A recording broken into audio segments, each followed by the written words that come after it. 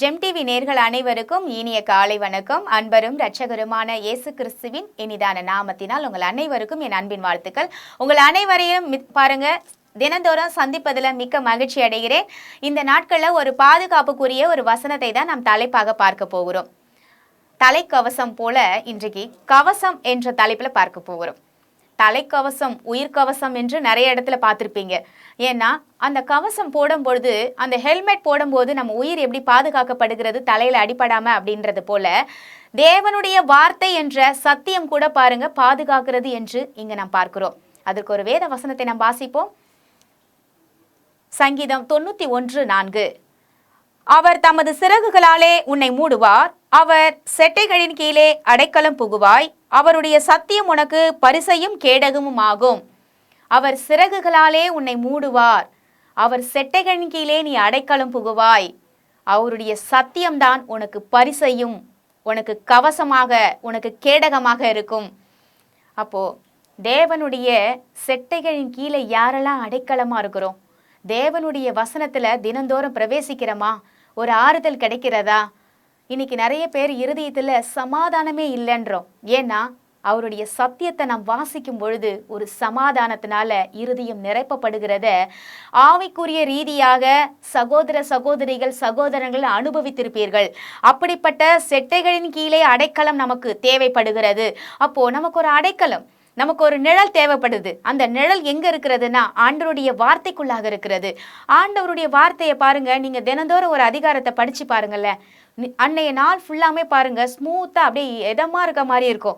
ஆனா தேவனுடைய வார்த்தையை முதன்மையாக வைத்து அவருடைய வார்த்தையை தினந்தோறும் பாருங்க நாம் தியானிக்கும் பொழுது, சங்கீதம் 1:1 சொன்னப்பட்டது போல ஆண்டவருடைய வார்த்தையில் பாருங்க, தேவனுடைய வார்த்தையில தேவனுடைய சத்தியத்தை தினந்தோறும் நாம் தியானிக்கும் மனுஷனே பாக்கியவான்.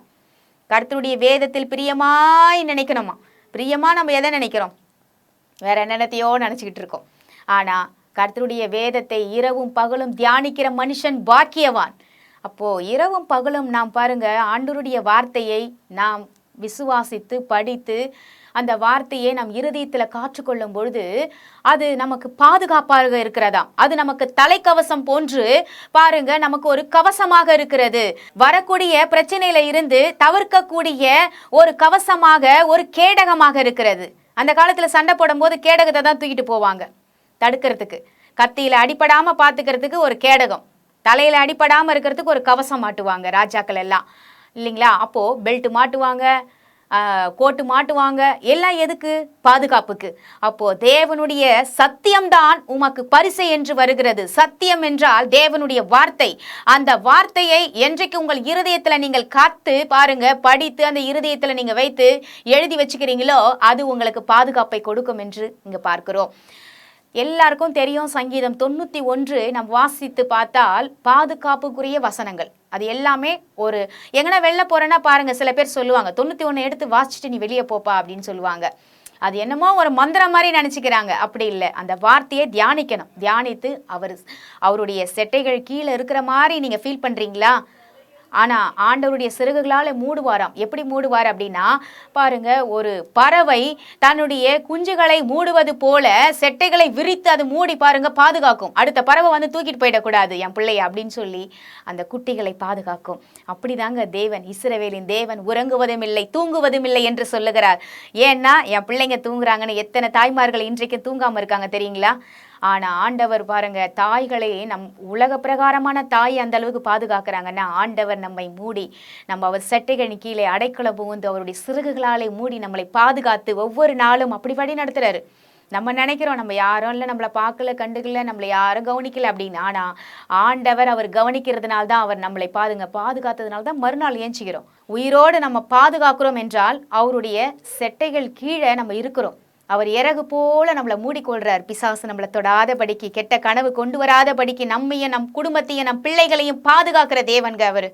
அப்போ ஆண்டவர் இடத்துல நாம் ஜெபிப்போமா? இந்த பாதுகாப்பான வசனம் ஒவ்வொருத்தருடைய வாழ்க்கையிலையும் கிரிய செய்யணும். நம் பிள்ளைகளோட வாழ்க்கையில விசேஷமாக கிரிய செய்யணும். என் தேவனே, உம்முடைய கரத்துல நாங்கள் ஒப்பு கொடுக்கிறோம் சுவாமி. அநேக வார்த்தைகள் கொடுத்திருந்தாலும் எங்களுக்கு இன்னைக்கு உலகத்துல பாதுகாப்புன்றது ரொம்ப அவசியமா இருக்கு. பல நாடுகளில் புதுசான வியாதிகள் வரும்பொழுது ஒரு பக்கம் ஒரு மாஸ்க் எடுத்து போட்டுக்கிறாங்க ஜனங்க.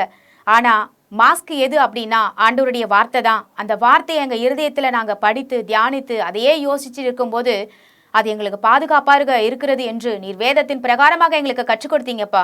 அதை நாங்கள் பயன்படுத்த எங்களுக்கு உதவி செய்யுங்க ராஜா.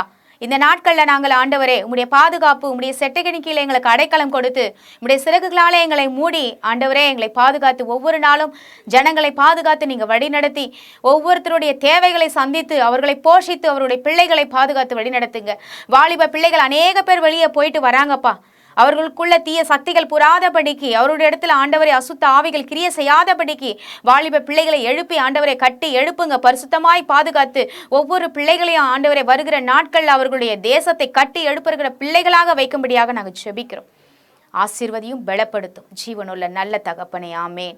கர்த்தர் நம் அனைவரையும் ஆசீர்வதிப்பாராக. God bless you.